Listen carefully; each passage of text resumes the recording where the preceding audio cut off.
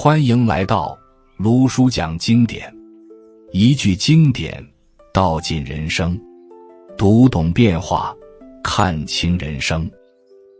今天我们一起来探讨一个与每个人息息相关的话题，那就是说话。人活一世，每天都在说话，跟家人说，跟朋友说，跟同事说，跟自己说。语言是我们与这个世界最重要的连接方式，它能传递温暖，化解误会，建立信任。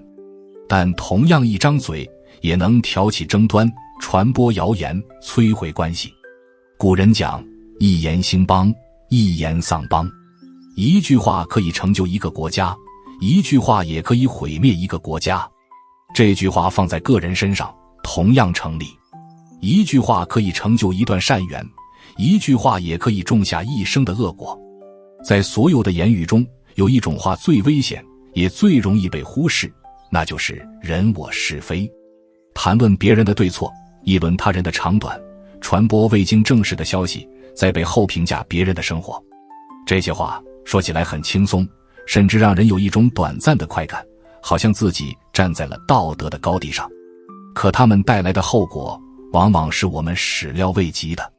你随口说的一句闲话，可能传到当事人耳朵里，变成一把伤人的刀。你无心的一次议论，可能被有心人添油加醋，演变成一场无法收场的风波。你甚至可能根本没有恶意，只是觉得无聊，想找点话题，可那些话一旦出口，就像泼出去的水，再也收不回来。古人对于言语的谨慎，达到了我们今天难以想象的程度。《论语》里记载，孔子教导弟子，敏于事而慎于言。做事要勤快敏捷，说话却要谨慎小心。他还说过，君子欲讷于言而敏于行。一个有修养的人，说话看起来好像有些笨拙，甚至迟钝，但行动却非常敏捷。这不是说君子不会说话，而是他深知言语的分量，不敢轻易出口。佛家对言语的要求更加严格，佛陀为弟子制定了戒律，其中专门有一条不妄语戒，不仅包括不说谎话，还包括不两舌，不恶口，不绮语。两舌就是搬弄是非，在张三面前说李四，在李四面前说张三，让两边产生隔阂。不恶口就是说粗话，骂人，伤害别人的感情。绮语就是说一些无聊的，没有意义的话，浪费自己和别人的时间。这四条戒律把话不要说的太多这个道理讲得极其透彻。尤其是人我是非这四个字，往往同时涉及妄语、两舌和绮语，是口业中最重的一种。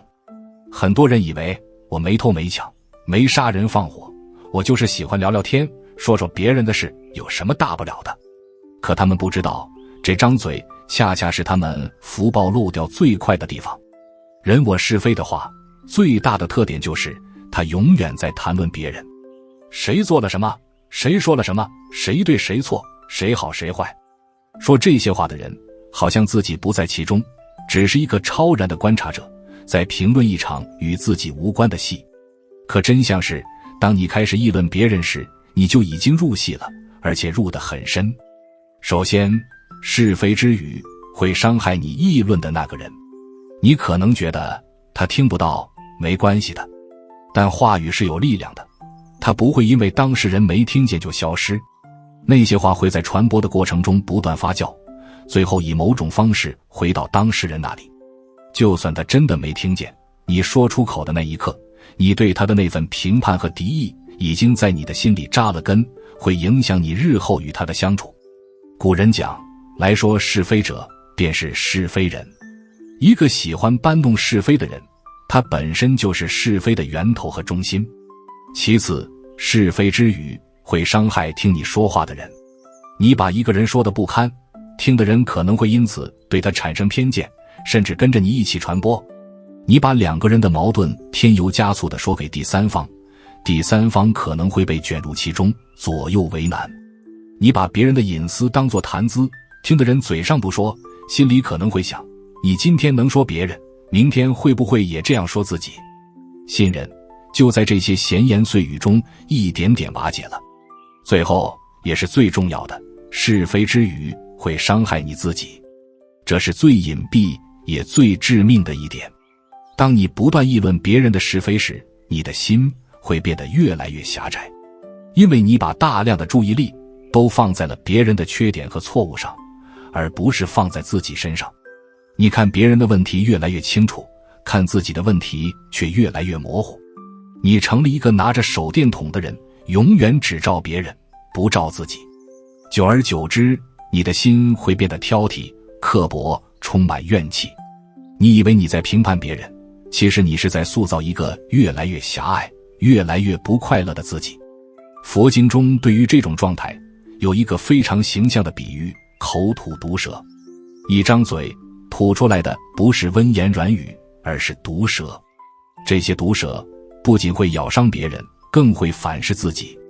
因为每一个恶念，每一句恶语，首先经过的都是你自己的心。你心里先有毒，嘴里才吐得出毒。一次次地吐毒，你的心就被毒气熏染得越来越深。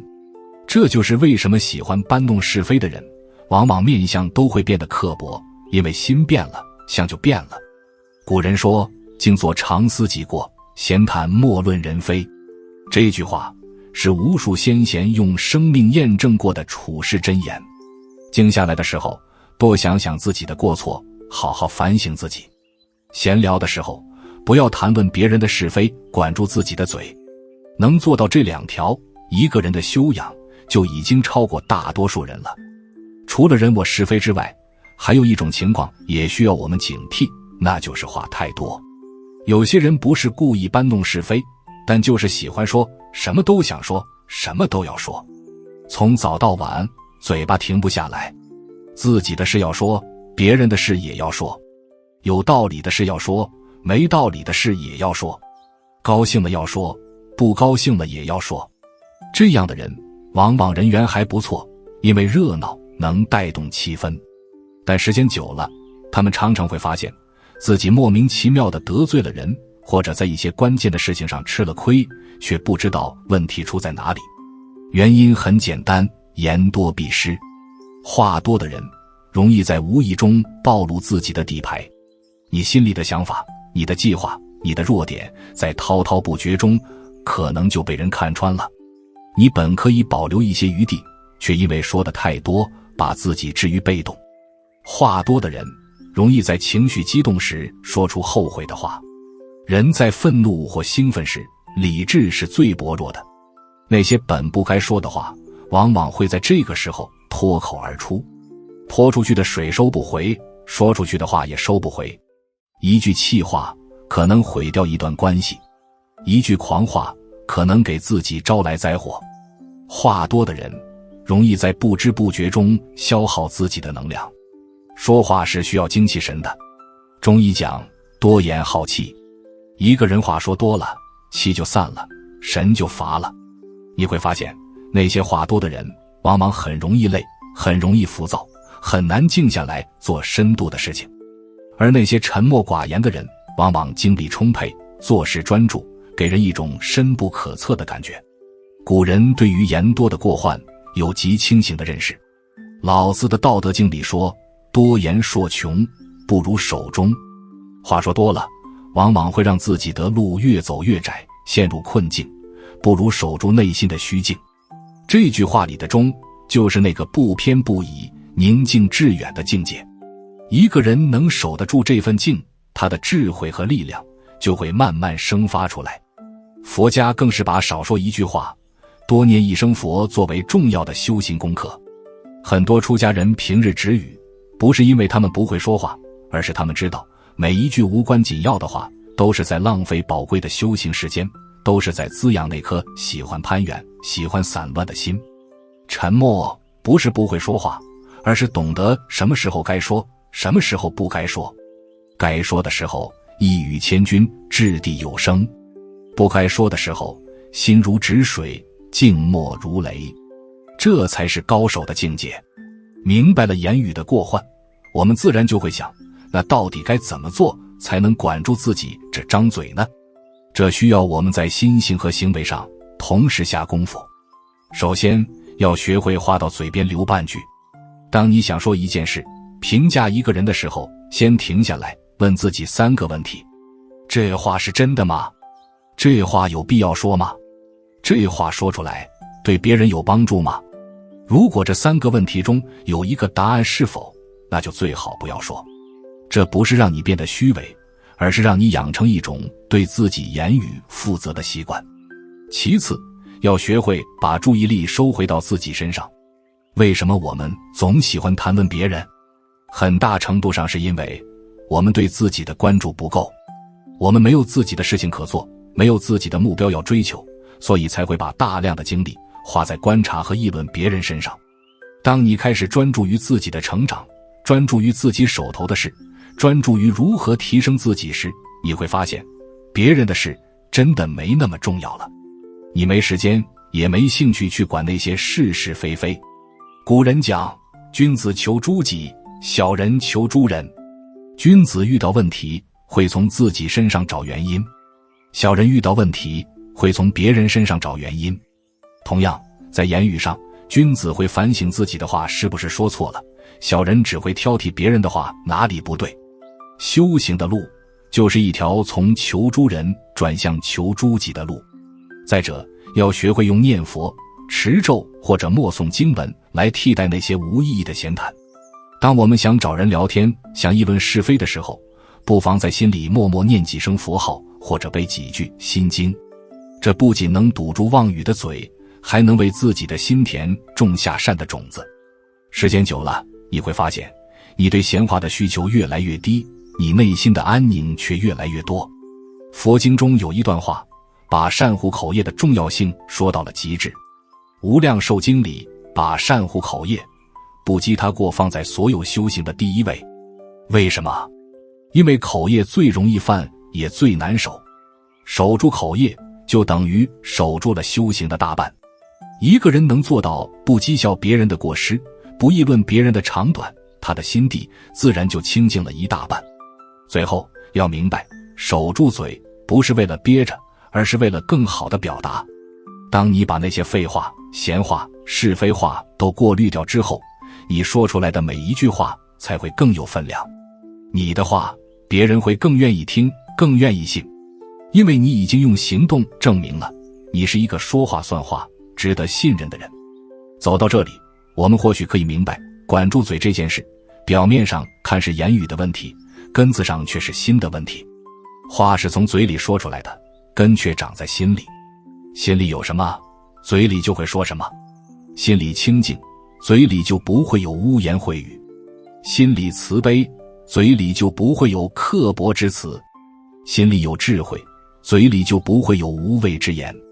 所以，与其拼命去管那张嘴，不如回过头来好好修这颗心。古人对于这种由内而外的修养有非常透彻的论述。大学里讲，欲修其身者，先正其心。想要修养自己的言行，首先要端正自己的内心。心正了，言行自然就正了。心不正，再多的技巧和方法都是表面的功夫，撑不了多久。佛家更是直接把口业与意业联系在一起。意业就是心里的念头，心里起了贪念、嗔念、痴念，嘴里才会说出贪、嗔、痴的话。心里没有那些念头，嘴里自然就清净了。所以真正守住口业的人，不是硬憋着不说，而是他内心根本就没有那些想要议论是非的冲动了。他看别人看到的都是苦，都是需要慈悲的对象，而不是用来评判的靶子。唐代有一位大诗人白居易，晚年笃信佛法，自号香山居士。他写过一首诗，专门谈言语的修养：勿以恶小而为之，勿以善小而不为。为贤为德，能服于人。